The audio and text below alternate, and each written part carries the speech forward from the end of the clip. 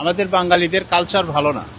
আমাদের বাঙালিদের কালচার কিরকম, যেখানে খাবে সেখানেই একটা জিনিস ফেলে দেবে, ড্রেনে পলিথিন ফেলাবে, ড্রেনে বোতল ফেলাবে। যখন বর্ষা হয় তখনই আমরা কাজ করি, তার আগে কাজ করি না। তো শুরুতেই বর্ষা সিজনের আগে আমাদেরকে প্রস্তুতি নিতে হবে। বিশেষ করে ঢাকা শহরে যে ড্রেনগুলো আছে এবং বর্জ্য ময়লা যেগুলো ড্রেনে আটকা পড়ে, যার জন্য দেখা যাচ্ছে রাস্তাঘাটগুলো ডুবে যাচ্ছে। আর কর্তৃপক্ষ আসলে একবারে উদাসীন, এমন তো কখনোই দেখি নাই এই জায়গায় এত এত পানি জমছে। কিন্তু এইবারই এটা প্রথম দেখলাম আরো বেশি। প্রতি বছর হয়, কিন্তু এবার আরো বেশি হচ্ছে।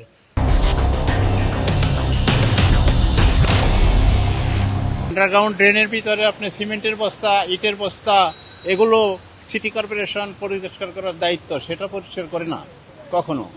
এটা গভর্নমেন্টের দায়িত্ব, আমাদের জনগণের দায়িত্ব, জনগণ এটা করে না। হ্যাঁ, বন্যা হবে, আগেও বন্যা এসে আরো অনেক হয়েছে, কিন্তু তখন পানি জমে নাই, পানি জমছে, নেমে গেছে। এখন বর্তমান যখন মানুষ শিক্ষিত হয়েছে, কিন্তু দেশের পরিস্থিতি আরো অবনতি হচ্ছে। প্রতি বছর বন্যা হয় না তো, এইবার আজকে যে বৃষ্টিটা হয়েছে, এরকম বৃষ্টি খুব কম হয়, মনে হয় বিগত 20 বছর পর আজকে বৃষ্টি হইল এরকম। তো এই ব্যাপারেই সরকারকে সচেতন হতে পদক্ষেপ নিতে হবে। পাশাপাশি হচ্ছে যে আমরা যারা সাধারণ নাগরিক, আমাদেরকেও একটু সচেতন হতে হবে, যাতে করে আমরা এই ড্রেনগুলো বন্ধ না করি। তাহলে হয়তো বা দেখা যাবে যে এই জলাবদ্ধতা বা এই বন্যা থেকে আমরা একটু রেহাই পাবো। আসলে এগুলোর সমস্যার সমাধান তো আমাদের কাছে না, আমরা তো জনগণ, আমরা তো ব্যবহার করি। এখন আমাদের মনে যেটা হচ্ছে যে এটার জন্য সরকারকে পুরো প্রস্তুত থাকতে হবে। যে বন্যার সময় দেখা যাচ্ছে বন্যা হচ্ছে, সরকার ত্রাণ দিচ্ছে শেষ ওই সময়টুকুর মধ্যে, কিন্তু এর আগে বা পরে কি করতে হবে এটার জন্য সরকারের গুরুত্বপূর্ণভাবে যে সমস্ত জায়গাতে নদী ভাঙন, তার আগে পুরো থাকতে হবে, যাতে করে নদী ভাঙন না হয়। বিশেষ করে আমাদের দেখা যাচ্ছে যে প্রতিটা বিভাগে, প্রতিটা জেলাতেই আগের থেকে তুলনামূলক এটা ভেঙে বেশি হয়ে গেছে, যেটা আমাদের জন্য মারাত্মকভাবে জনদুর্ভোগ সৃষ্টি করতেছে।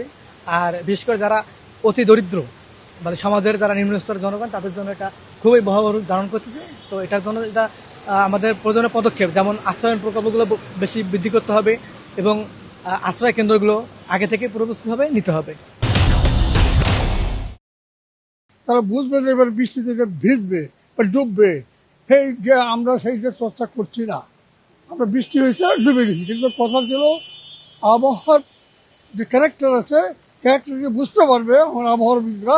এইবার বন্যা কিন্তু এরকম হইতে পারে, পানির লেভেল এই হইতে পারে, বৃষ্টি এত এত এত ইঞ্চি বৃষ্টি হবে, ডুবতে পারে, আগে অ্যাকশন নাও।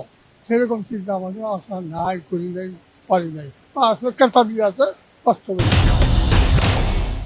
আমি মনে করি একটা ভালো ইঞ্জিনিয়ারিং প্ল্যান করে টোটাল বাংলাদেশ থেকে এই নদী ভাঙ্গন এবং বন্যা দুর্গতদের থেকে মুক্তি করা, এ আছে সব থেকে। এটা সাধারণ আমরা তো আমাদের জ্ঞানে তো এটা ধরতে পারবো না। এটা হচ্ছে সুন্দর ইঞ্জিনিয়ারিং প্ল্যান করে টোটাল বাংলাদেশ থেকে এই নদী ভাঙ্গন, বন্যা কবলিত লোকজনদেরকে উদ্ধার করায়।